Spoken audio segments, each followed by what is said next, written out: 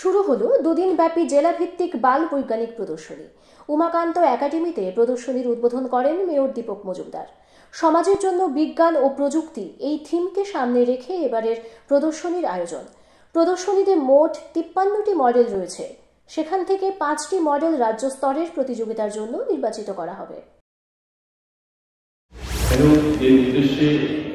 এই ধরনের বিজ্ঞান প্রদর্শনী মেলা বা বৈজ্ঞানিক মডেল উপস্থাপন করা হয়, প্রথমত বলা জানা যে আমরা যে আমাদের শিশুদের মধ্যে যে উদ্ভাবনী শক্তি থাকে বা প্রতিভা থাকে তা বিকশিত করার একটা সুযোগ করে দেওয়া, প্ল্যাটফর্ম তৈরি করা। গতানুগতিক যে ব্যবস্থা আমাদের শিশুরা বের হয়েছে